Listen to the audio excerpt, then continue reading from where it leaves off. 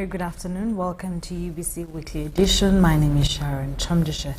This week, President Yoweri Museveni met with the families of the late Kano Charles Okello Angola and the late Zebra Senyange, both victims of incidents involving errant Uganda People's Defense Forces soldiers on Friday last week at State House in Entebbe. Kano Angola, who served as the Minister of State for Labour, Employment and Industrial Relations, and Senyange, a former professional boxer, tragically lost their lives in separate incidents. President Museveni, in his capacity as Commander-in-Chief of the UPDF, invited the families of the late Kano Angola and boxer Zebra Senyange to officially extend an apology on behalf of the army, acknowledging that the crimes were committed by its officers. Kano Angola was fatally shot by his bodyguard, UPDF soldier Wilson Sabiti, on the morning of May 2nd, 2023, at his home in Chanja, a suburb of Kampala. Meanwhile, Zebra Senyange, a boxer, trainer and NRM mobilizer, was also killed by army officers on patrol in the early hours of December 30th, 2020, at his home in Waise-Kawempe Division. President Museveni once again conveyed his condolences to both families and extended financial support. That's what I thought we could organize. So that is my side of trying to not compensate, but to support. Because you can't compensate life, but support. During the meeting, the national leadership of born-again Christians from Lira district offered prayers emphasizing the importance of reconciliation and forgiveness as exemplified by Jesus on the cross. The late Angola's family was led by his brother, Sam Angola, who expressed gratitude to President Museveni for organizing such a significant meeting. He was accompanied by the widow, Miss Joyce Aikoru, other relatives and cultural leaders from the Otikokin clan. We're really grateful to you. We want to thank God very much for you to think of our late brother, think of our family. He was a breadwinner. The family of the late Zebra Senyange was represented by his son Isaac Senyange, along with his siblings and widow Mercy Mukankusi. The sole breadwinner, and I also want to thank the President, sir, for the hope you rendered us as far as helping my sisters get to school through the State House program, and also the help that you sent over to my mom over 2021 and 2022. It really helped a lot because we are really in a vulnerable situation and condition. So the Deputy Chief of Defense Forces, Lieutenant General Sam Okiding, represented the Chief of Defense Forces, General Muhoozi Kainerugaba, at the event. Lieutenant General Okiding, on behalf of the UPDF, offered a sincere apology and condolences to the families of the victims. The families accepted the apology. We admit there were tactical operational mistakes. As a result of that, we lost FDC Uganda and Senyange. Again, to the family, on behalf of UPDF, I stand here to say we are sorry. We ask for your forgiveness. Your apology, and we welcome it with all the love. Although we cannot forget what happened, or the incidents that happened on the 29th of December 2020, we can forgive, and even right now, kind of shivering for this kind of occasion that has happened. In more stories, President Yoweri Museveni last week called on residents of Butembo district to fully utilize the land to achieve greater economic prosperity. He made these remarks during a rally at a Thanksgiving ceremony for Dr. Monica Msenero, the Minister of Science, Technology and Innovations, held at Petete Primary School in Butebo District. Now, during his first stop in Oladot City Village, Kadeso Parish, Opateta Sub-County, Palisade District, the President officially inaugurated Lukonge Cotton Company Limited, a company dedicated to cassava starch production. On Thursday, President Yoweri Museveni visited Bukete sub-region, making a stopover in Ladot village, Kadeswak Parish, Opateta sub-county in Palisade district. Following a guided tour of Lukonge Cotton Company Limited, the President officially commissioned the facility. This company focuses on the production and processing of cassava starch, a development that has created numerous job opportunities. The presidential visit also included a tour of a livestock farm.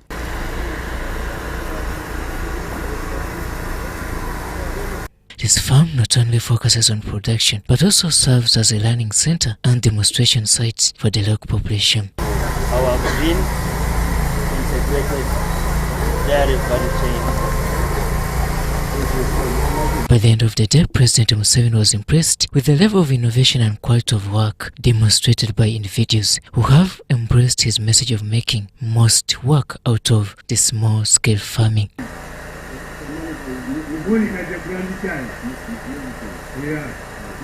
It's more safe than? Yeah, this now takes much longer. At least a minimum of 10 days to a farmer's home. Yeah, this one can take like 10 days in a farmer's home. Yes, this is mostly in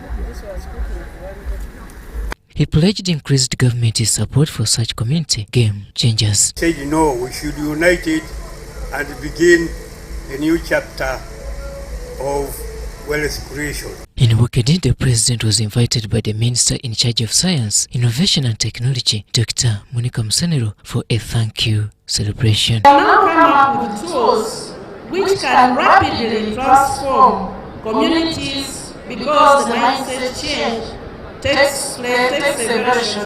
Robert Anyango, UBC News.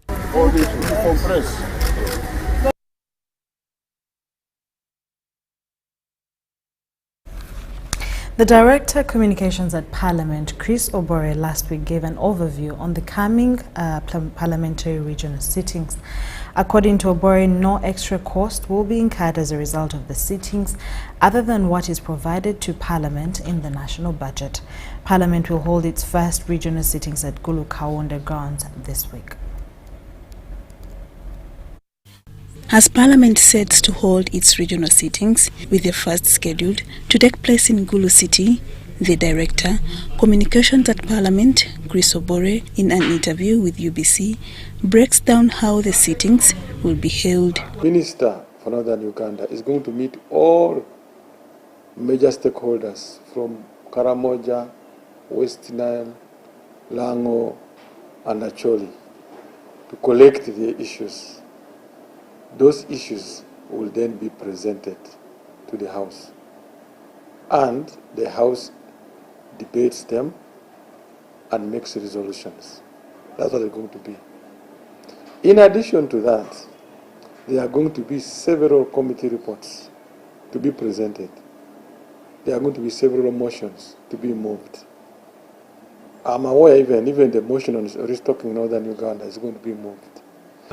On Thursday morning, the leader of opposition, in an interview, cited how this arrangement is another money-wasting venture. Obore, responding to this, says the Parliament is spending on the allocated budget. Each ministry of government presents policy statements to the House during budget time, and money is provided. So is Parliament. So the money provided to Parliament in this financial year does not have an item called regional sittings. Regional sitting is the creativity of Parliament management to say within our allocation we can sit in Gulu, we can sit in Masaka, we can sit in Barara, we can sit in Mbale. Obore says those criticizing the sittings on allegations of they being a wasteful initiative are only hoodwinking the public. Did these MPs look at the national budget? Those who are criticizing, can they go and check? Because Minister of Finance has a website for the national budget. Why hoodwink the public? He continues to ascertain that the regional sittings will boost tourism in addition to addressing challenges affecting people in the areas where the sittings will happen. We are happy that we are going to spend in Gulu. Gulu is part of Uganda. In fact, I'm going to book accommodation there. I am happy for that investor who has a hotel there. If Parliament was not going to sit there, sample may not have reached Gulu. Lydia Chomkama and Gloria Gwitabinji, Parliament. In the course of the week, the Prime Minister Ruhakana Rugunda praised the development support provided by the government of Italy and Avis, a civil society organization working in Uganda, for their efforts in equipping Ugandan youth with skills to combat unemployment. Rugunda made these remarks during her keynote address at the 45th edition of the Rimini meeting held in Italy. Minister Ruhakana Rugunda, on arrival at Prunia International Airport in Italy, was received by the Ugandan ambassador to Italy, Elizabeth Paula Napeyog. Rugunda is in Italy to represent the country at the 45th edition of the Rimini meeting.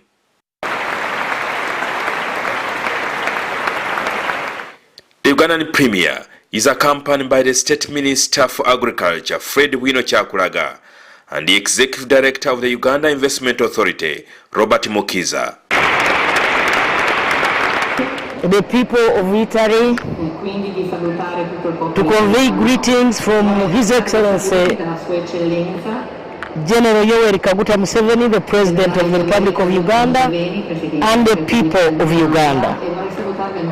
Rugunda commended the Italian government and the Avis, a civil society organization working in Uganda, for the continued support, especially the skilling of the Ugandan youth. We are happy to work with Avis in Uganda. Avis manages 29 projects that directly benefit a number of people in Uganda. I am informed that Avis invests approximately 20.7 million euros annually, and this significantly contributes to Uganda's development. We look forward for further collaboration in skilling the youth, but also in other areas that touch the population's lives. Rugunda is also in Italy to foster cooperation with the Italian companies to support the Ugandan farmers in value addition to coffee. Uganda is one of the countries that produce organic food, and 40% of the Ugandan coffee is exported to Italy. However, a coffee producer earns only $2 US per kilogram. But the companies in Italy earn more than $30 per kilogram. That is where we want to partner, so that our people who produce the coffee can also earn a living and develop themselves. Stephen Tumukungize, a Ugandan youth, is one of the successful stories after he was trained by Avis in the coffee value chain. And thanks to Avis Foundation that I got some of these skills and I got the exposure. And at this moment, I'm speaking in Italy in the Rimini meeting. Italy is actually the biggest coffee buyer of our coffee in Uganda. It actually consumes or imports 40% of the coffee that is produced in Uganda. The Prime Minister informed the Italians that Uganda is moving towards creating opportunities to the youth through digital skills for sustainable development. Nabanja was also hosted on Radio Maria, one of the leading Catholic-founded radio stations headquartered in Rome, in Italy, with several branches of radios in Uganda and the rest of the world. Jingo Francis, reporting from Italy. Dr. Ruhakana Rugunda, the Minister of Energy and Mineral Development, last week announced significant progress in Uganda's oil and gas project following the signing of the final investment decision 2 years ago. She emphasized that the development of these resources is crucial to Uganda's economic growth, and once commercialized, it will have a substantial impact on all Ugandans. Dennis Igowa reports. The Ministry of Energy and Mineral Development has assured the country that the oil and gas project is on track and that Ugandans are already benefiting from the downstream activities. This statement was made during a media briefing on the progress of Uganda's oil and gas sector. Contracts valued at $5 billion have been awarded to the Tilenga and Kingfisher and Eco projects. And out of that, 7.2 billion approved by the Petroleum Authority of Uganda. Notably, $2 billion representing 41% of the total contracts awarded have been allocated to Ugandan companies, underscoring a strong commitment to local content and ensuring that significant benefits from these projects are retained within the country. According to Dr. Ruhakana Rugunda, all necessary land for the Tilenga project has been secured, significant progress has been made on the East African crude oil pipeline, and the construction of the thermal insulation plant in Nzega district, Tabora region, Tanzania, was completed and commissioned on the 26th of March 2024, among other milestones. 7 batches of line pipe totaling 500 kilometers have so far been delivered to Tanzania, out of which 5 batches have been delivered to the thermal insulation system plant in Nzega. Civil works commencement, the China Petroleum Pipeline Engineering Limited, CPP, the pipeline construction contractor, has begun civil works at the pump stations and the main camp and pipe yard sites in both Uganda and Tanzania. As Uganda enters a critical phase of its oil and gas project, the government is urging the media to play their part in educating the public about the benefits and opportunities rather than becoming agents of economic sabotage. She also provided an update on the progress of the Uganda oil refinery project.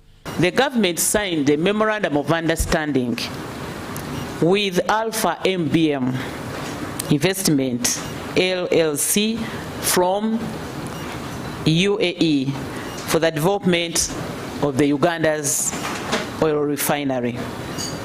Since then, negotiations for the key commercial agreements, including implementation agreement, crude oil supply agreement, the shareholders agreement between Uganda and the company or the consortium. These began in January 2024 and are currently ongoing. Dennis Igowa for UBC News.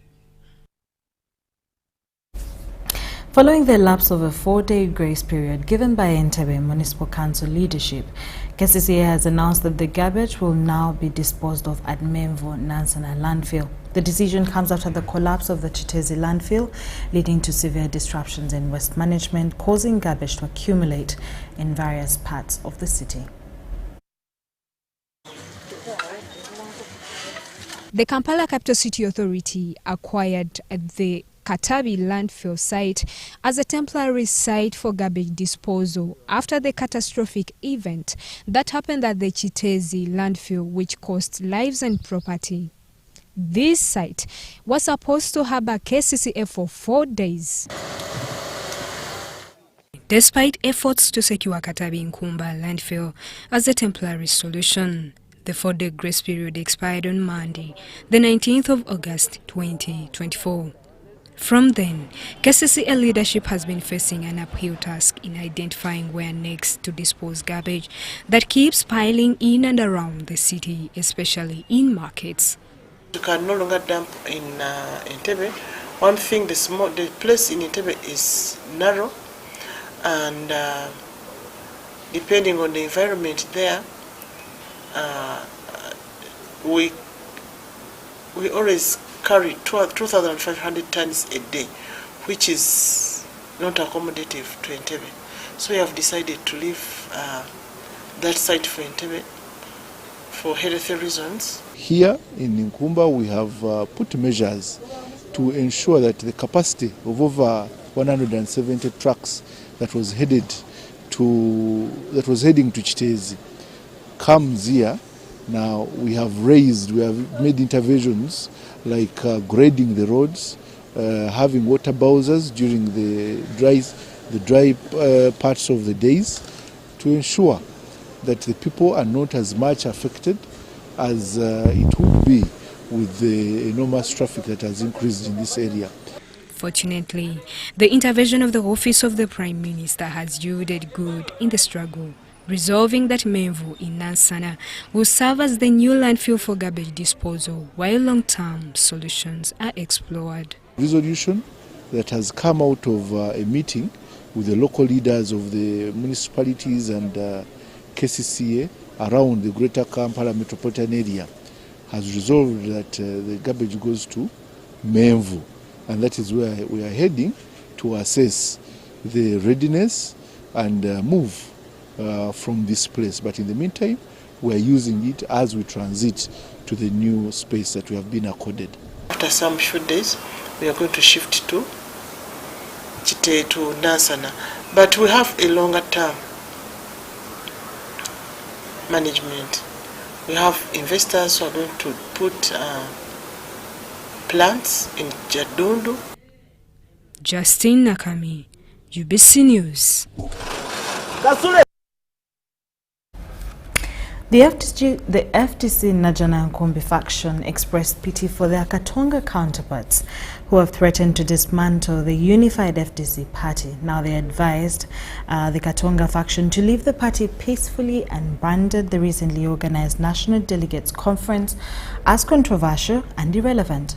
These sentiments were shared during a media briefing by Katonga faction leader Patrick Oboya Moriat at the FDC headquarters in Najana Nkumbi.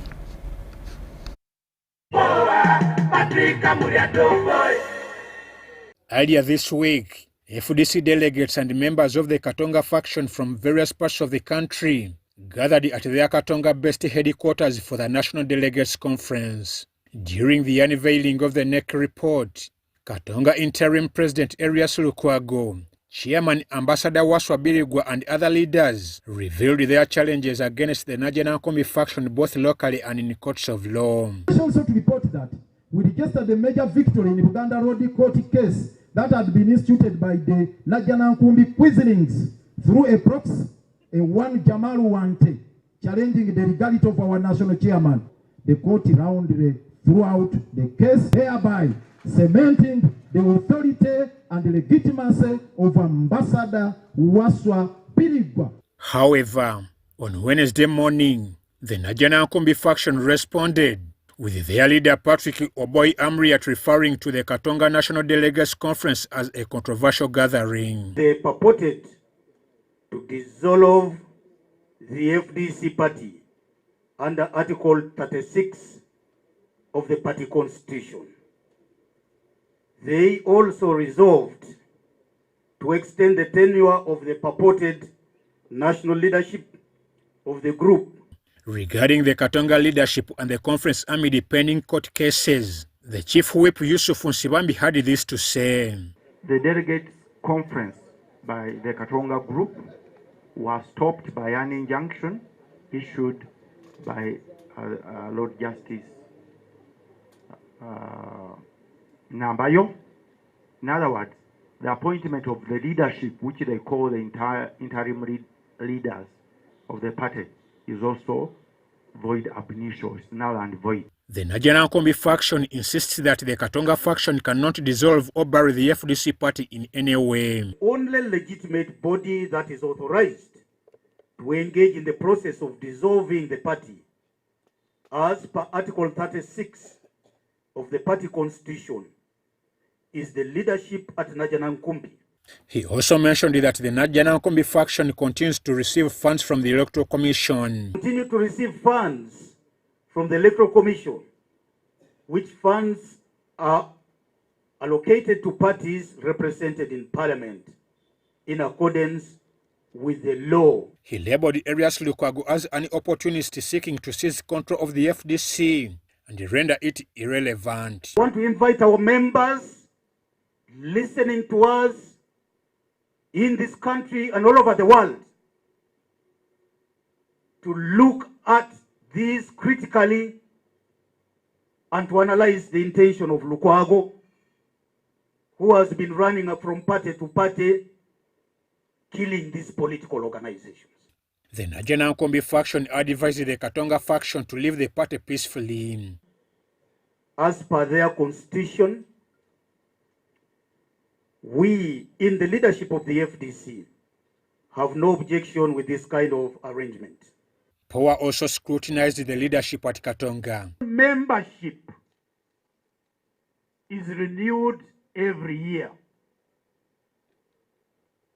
These fund makers in Katonga, according to our records, have not renewed their membership in the last 4 years. I'm Ivan Juko for UBC. In more news, last week members of the Finance Committee of Parliament have expressed dissatisfaction with the criteria used by the Uganda Revenue Authority and the Ministry of Finance for selecting entities eligible for tax waivers. Said Minister for Finance in charge of General Duties Henry Musasizi presented eight entities to the committee. Members questioned why J2E Investment Corporation Limited, Kaweweta Military Barracks should be exempted from 2.7 billion in taxes despite. State Minister for Finance in charge of General Duties, Henry Musasizi, and officials from the Uganda Revenue Authority, URA, have appeared before the Finance Committee of Parliament to provide information on taxpayers, both entities and individuals seeking tax waivers. This follows a communication dated December 12, 2023, addressed to the Speaker of Parliament, Right Honourable Anita Among, from the Minister of Finance, Honourable Matia Kasaija. The communication was requesting Parliament's approval for the remittance of tax liabilities for 8 entities, including universities. Commissioner is of the opinion that the whole or any part of the tax payable under the law by a taxpayer cannot be effectively recovered by reason of hardship, impossibility, undue difficulty, or the excessive cost of recovery. The Commissioner may refer the taxpayer's case to the Minister. Members of Parliament questioned the waiver request by the Ministry of Defence and Veteran Affairs for MS J2E Investment Corporation Limited. The company seeks a waiver of 2.7 billion in interest accrued during construction works at Kaweweta Military Training Barracks. The contractor faced investigations by the Inspectorate of Government IGG and had its works suspended. Several MPs sought clarification on the criteria for granting waivers. Share with us the indicators for each of the criterion to enable us appreciate measurable, and monitorable indicators. What procedure do you consider aside from the law? Because I don't think everyone who puts in a request gets this waiver, because I'm certain there are other people who could meet as well.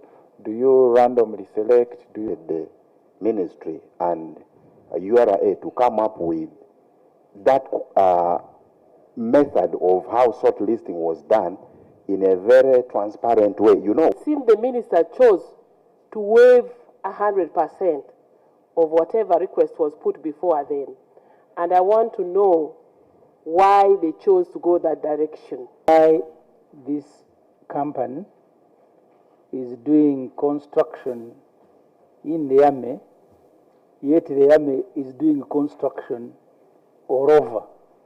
An official from URA explained that they consider the overall impact of the business on the community and sometimes use third-party information for assessment. In most cases, the main reason is difficulty, financial difficulty. So we will ask for that information, do all the verification that we will need to do, and then in most times we give the taxpayer time to pay this tax. So sometimes we even give installment payments of 1 year, 2 years, as we really study. We also don't just say, let's recommend. Other MPs expressed concern that the ministry did not provide crucial information such as the memorandum and articles of association and audited accounts, which are essential for assessing a business's health. The health of an organization, of a company, depends on, you can only derive and get a conclusive idea and make a decision based on audited accounts, not the sales and whatever. If you would choose to proceed with this particular case, you would actually be affecting the integrity of the whole process. In my view, on this particular case, we shouldn't proceed. Because first of all, you do not know the company. There is no audited statements. How can we process a waiver from a company that is not known without audited accounts? How do we have certain reputation and credibility? I think this alone makes us put this file aside. The major reason for this waiver to NSJ2E was that there was delay in payment from Minister of Defense. So there's delay for payment or for in procurement warrant waiver. According to URA, the information on the memorandum and articles of association is held by the Uganda Registration Services Bureau, URSB, as URA focuses on directorship rather than ownership. Required was memorandum. What we have, if it had been specific, if you are interested in ownership, we do not have ownership, but we have directorship of the company, because the company is directed by its directors. Other taxpayers seeking tax exemptions include MS Nikontra Limited, VAT of 896 million, Busoga University 763 million, Nkumba University pay liability of 4 billion. The minister has withdrawn Kananura Donati's request for exemption of 1.2 billion from the list. I'm Nafka Farida and Gloria Gwitabinji at Parliament. The Intergovernmental Authority on Development (IGAD) member states are urging for increased funding, and investment in agriculture to enhance productivity and address food insecurity in the region. This call was made during the opening of a 3-day regional consultation of the Comprehensive African Agricultural Development Program, which aims to review the 4th biennial review performance of IGAD member states.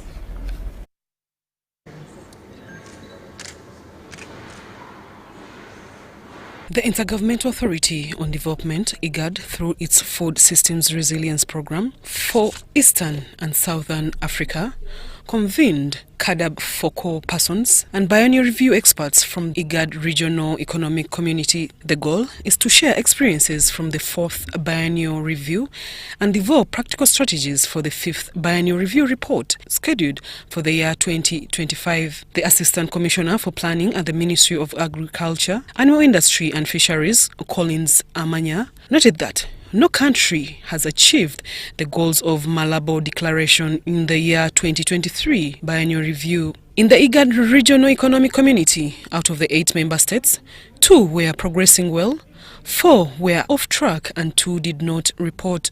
Governments committed to use 10% of their budget to spend on agriculture. This is not coming through very much. It's in Uganda, we are 3 to 4%. Around there, we oscillate between 3 to 4%. So we think the politicians, the heads of government institutions, the heads of parliament and executive, to be able to deliver on that commitment, because it's lacking, and we know agriculture sector really employs the biggest population in most of these countries, in IGAD countries. So we need that commitment to be done, because it's been lacking. So it's one of the parameters that we are supposed to report on, which of course we have not delivered on. So I think the performance of the country, I can say there is a kind of progressing in some commitment, but still to reach that target as indicated in the commitment, there still need to be a lot of work to be done. And also, as mentioned, the challenge of youth, to engage on agriculture. How to make agriculture attractive to the youth. How to make women is a critical factor in agriculture. I think that kind of incentivize the people to be part of agriculture. This meeting is supposed to highlight clearly where we are performing well, where you cannot be performing well, and where expect IGAD to support. The meeting identifies challenges and gaps, CADAP commitments, share best practices and formulate strategies for improving performance in the upcoming review. The fourth CADAP Biennial Review Report was launched on March 8th, 2024 at 37th African Union Summit in Addis Ababa. The report is an accountability tool that tracks progress in implementing the Malabo Declaration. The report is not about scoring the performance of countries.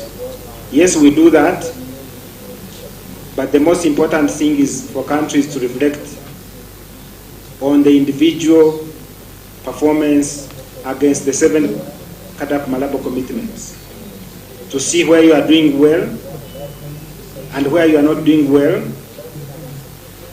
and discuss what can be done to improve performance.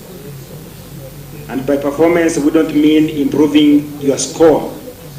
It's improving results on the ground for the citizens of your countries. It is necessary that we invent policies, we build resilient agricultural systems that would be able to actually improve or end hunger. So one of them is increasing financing of agriculture, increasing women finance. How do we apportion that 10% to be support women in agriculture? How do we support the smallholder farmer? How do we support the youth in agriculture to be able to grow? So the Food Systems Resilience Program works with the CADAP process to be able to promote some of these things. Zahara Abigaba, UBC News. On Tuesday last week, the Judiciary has reported the disposal of 57,735 cases out of 219,573 cases registered during the fourth quarter. This performance improvement is attributed to increased sensitization technology usage, enhanced customer care, and better staffing. Many years the judiciary has been faced with a prolonged challenge of case backlog, which has hindered justice to Ugandans. However, there has been an improvement in case disposal, with the judiciary disposing of over 57,000 cases out of the 219,573 registered during the quarterly fourth performance report. The Chief Magistrate's Court's disposed of the highest number of cases. This was posted at 30,177 cases. This is out of the 57,000. This was followed by the Magistrates Grade 1 Court, who disposed of 17,000 cases, 205, and this constituted 30% of that total number of cases disposed of. The criminal case type recorded the highest volume of cases disposed of, constituting more than half of the total number of cases disposed of for the period under review. James Mawanda attributed the improved performance to various factors embraced by the judiciary. This equally was helped by the adoption and usage of technology, the increased sensitization of the public about court processes, the advocacy of good public relations and customer care at our courts, the increased staffing. So by and large, we believe that with the increased support, we shall be able to work together and improve efficiency and effectiveness in line with our mission. Judiciary also highlighted significant achievements in handling cases through settlement week, where 237 cases were resolved out of the 847 referred for mediation. The commercial courts concluded 31 case files, and these are case files that involve a lot of money, more than 1 billion plus. 31 case files were concluded. It is a success. Mukono High Court concluded 10 case files, including land matters and other civil matters. Masaka High Court concluded 7 case files. Machinde Chief Magistrate's Court concluded 66 case files, and Mengo Chief Magistrate's Court concluded 23 case files. The settlement week conducted in 10 different courts of law across the country. According to Zirai Kananteza, the Deputy Registrar Alternative Dispute Resolution 2 billion was unlocked. We all know how complicated a land question is and how hard it can be to resolve a land dispute. But as a result of just 1 week, 11 case files were concluded.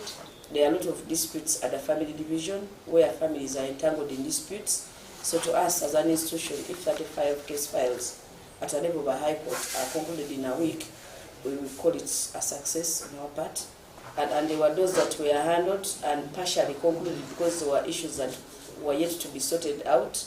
Because if a land dispute involves a title and the parties come to you as a mediator, and probably you need to refer to the lands office to know the status of a title. So some of them ended at that level, but still mediations went on even after the settlement week. The settlement week started August 5th up to August 9th, 2024. I'm Ivan Juko and Deborah Namamondi for UBC. The International Center of Insect Physiology and Ecology, in collaboration with partners, is implementing the agroecological innovations for smallholder pest management project. This initiative aims to equip smallholder farmers with technological skills for managing pests, specifically the fall armyworm, which has severely impacted agricultural production in the country since 2016. The fall armyworm, which invaded Uganda in 2016, affected agricultural production, leading to a 50% decline in crop yield. This pest has affected food insecurity for smallholder farmers who depended on maize and other crops for their livelihoods. We couldn't harvest the good yield, or we couldn't take good yield from our garden, but after taking the technology of push-pull, right now we are at least having a good harvest. And the technologies that we are promoting, some of them address all these 3 issues that are affecting the farmers. We are approaching this in 2 ways. First, we want to train these farmers to appreciate why we are promoting agroecological innovations. Then, once they appreciate and know how these technologies work. ICIPE, along with other partners, has developed climate-smart and environmentally friendly technologies to control the pest. We have developed several integrated pest management options that can reduce pest populations of the fall armyworm in farmer fields. These are one technology we call push-pull technology. It's an intercropping system whereby you intercrop your maize with a crop that pushes away the pest, and you have a border crop, a grass, that pulls the pest into the border crop. The pest starts eating the border crop but doesn't like it very much and dies off. As NARO, that is mandated to co-generate technologies, the technologies we are generating, targeting to sustainably control the fall armyworm, will build up the gap that this loss has caused. The project will mainstream and ensure equal participation of gender in the value chain. ICIPE is conducting a 2-day capacity building workshop for stakeholders to support those involved in project implementation. Building the capacity of our partners on gender and gender concepts so that when they implement the project activities, they will take into account. We are enhancing maize productivity, and maize is basically the food security crop, as we would call it. So if we do not look at the gender issues that bar women from achieving maize productivity, then we cannot achieve the goal of this project. The fall armyworm caterpillars feed on leaves, stems, and reproductive parts of over 100 plant species. The pests have a 1-month lifespan. Irene Faith Nantongo, Mary Namukose, UBC News. The African Union Transition Mission in Somalia Force Commander Lieutenant General Sam Kavuma last week concluded the visit to the port city of Kismayo to assess the security situation and troop welfare in Jubaland State.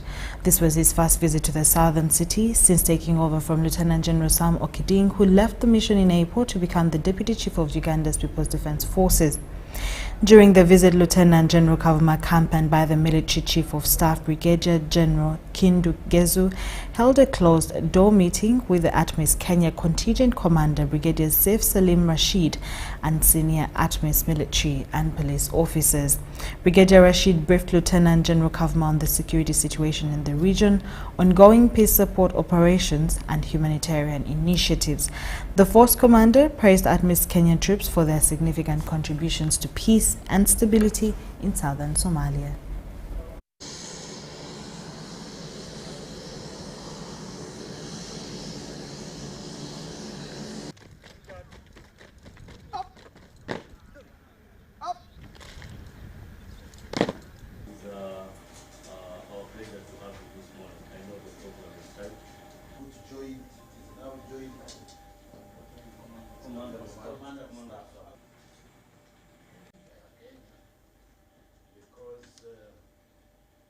Area for the people of Somalia to prosper and develop. Without security, you cannot talk of development. So these people have done great. The seaport is functional, the airport is functional, so development is taking off because of their efforts.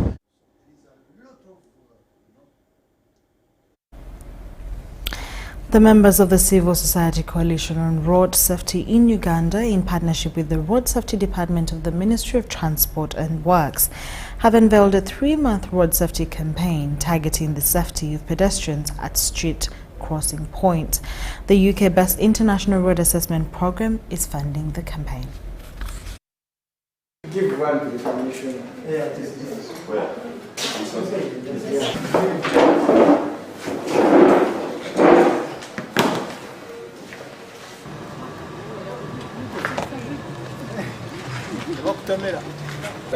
We are conducting a campaign and it's called Commit to Act. It is funded by Global Alliance for NGOs in Road Safety.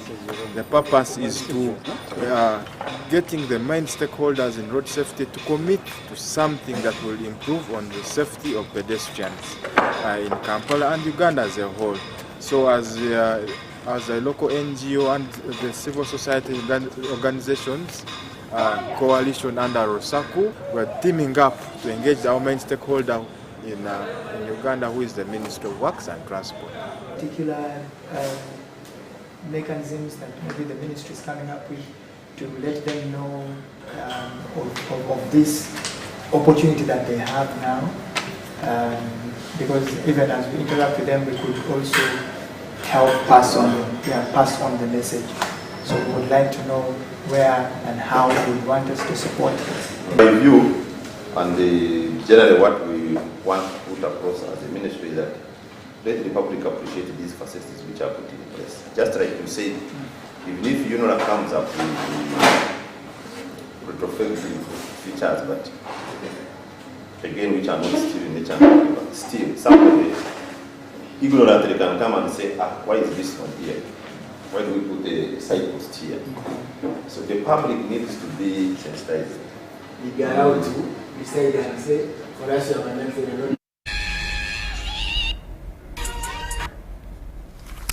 The Member of Parliament for Ugangazi South constituency in Kakomera district, Josephat Tumwesije, has called on the youth to avoid misusing their freedom by engaging in harmful activities that could jeopardize their livelihoods. Now he encourages them to take advantage of government programs designed to foster prosperity and improve their futures. Authorities in Kakomero district, alongside Harriet Tibulihwa Sally, the senior inner mobilizer for Greater Chivali, are actively promoting government prosperity initiatives. These efforts are aimed at empowering the youth to create sustainable household incomes while instilling strong ethical values for long-term community development. Girl or boy, they should be in school, and when they're in school, they should be treated the same. the way you treat a girl child should be the same way you treat a boy child, such that tomorrow they do not become a problem to the society or to our community. The Member of Parliament for Bugangaizi South and chairperson of the National Resistance Movement Party in Kakumiro District, Joseph Tumwesige, has expressed concern over rising immorality among the youth, particularly on social media platforms. He noted that many young people are engaging in unethical online activities. Tumwesige made these remarks at a camp conference organized by the Seventh-day Adventist Church under the theme, I Will Go as a Faithful Steward, in Igayaza Town Council, Kakumiro District. You will find the youth are the ones in police. I want to call upon the youth today. Please listen to your parents. And it is said in the Bible that respect and fear your parents, because when you do so, you will prolong your stay in this world. The camp aims to instill good morals in the community, especially among the youth, through biblical teachings. He urged the youth to be obedient, cast their burdens on God, and participate in government programs for job and wealth creation. The chairperson of Kakumiro District, Joseph Sentanyi, mentioned that the district is partnering with religious institutions to promote moral integrity among the youth, while also encouraging participation in government poverty eradication programs. We have gone along to organize our youth. First of all, using the presidential initiative, the skilling the youth, the jobs to work. We believe if we can move in that same direction, the next 5 years, our youth in Kakumiro and the Bunyoro region, they will be good, they will be developmental in this region. Local communities in Kakumiro have expressed their gratitude to Harriet Tibulihwa Sally, the NRM senior mobilizer for Greater Chibale, for her efforts in mobilizing youth and women to embrace President Yoweri Museveni's wealth creation initiatives. I have always preached the gospel of food security in the region, and now food security, when we talk about food security in Uganda South, actually we are not breaking ourselves so much. People are already sensitized, people already have enough food in their homes. We want to sensitize the society to learn how to make their money, hands-on skilling, like soap bags, doormats, and many more items that they can make that will help them earn money. According to the communities, these initiatives are contributing to increased harmony and household income in the Chibale sub-region.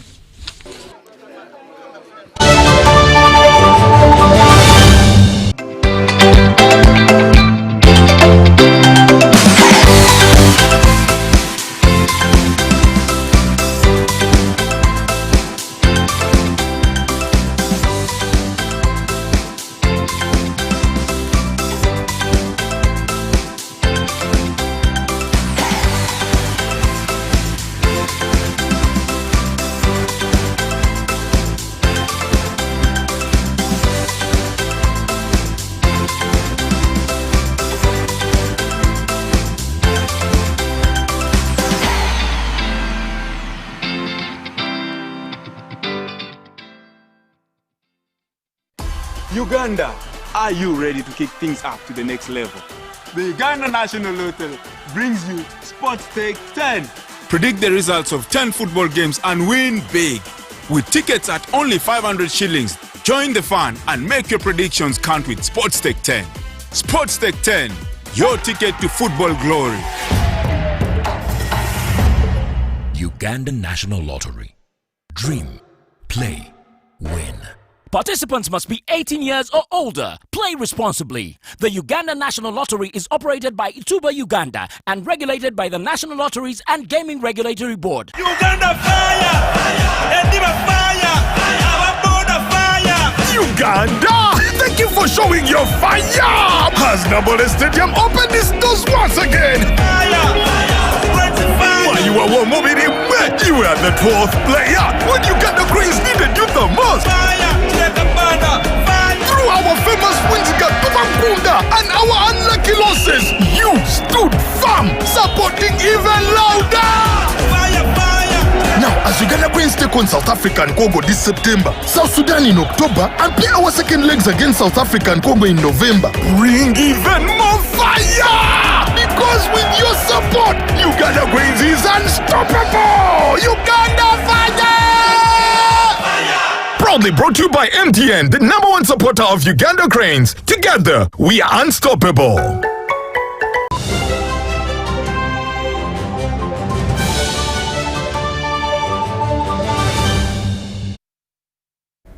Welcome back from that short commercial break. And as we come to an end, Uganda's John Serunjoji claimed the much coveted African Boxing Union Super Middleweight title last evening after he defeated Egyptian opponent Ahmed Boloshi by a technical knock.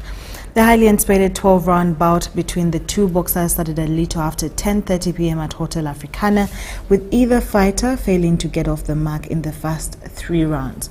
Now in the 4th round, Serunjoji started to get into the fight with a couple of punches and jabs that earned some of the much-needed points, and from then on things kept getting better and better for the Ugandan, who eventually knocked out his opponent in the 8th round. The win put Serunjoji top on after in his weight category and boosts his desire to fight on the world stage as it paves way for more fights for him. This is the second major title that John is winning this year after he won WBA African Super Middleweight title by defeating Ibo Meya in Conakry, Guinea in March.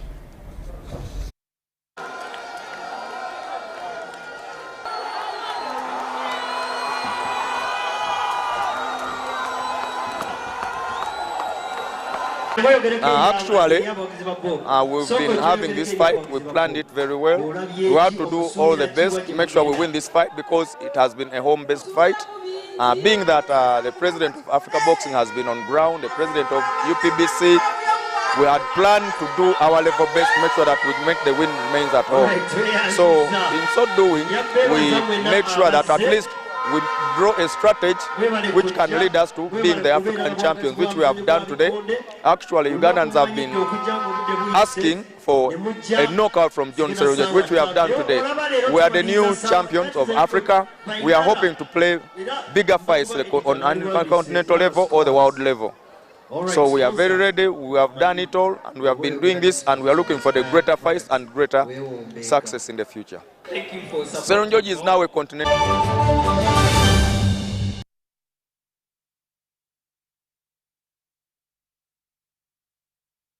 Thank you for watching the UBC Weekly News Roundup. My name is Sharon Kyomugisha. Have a good afternoon.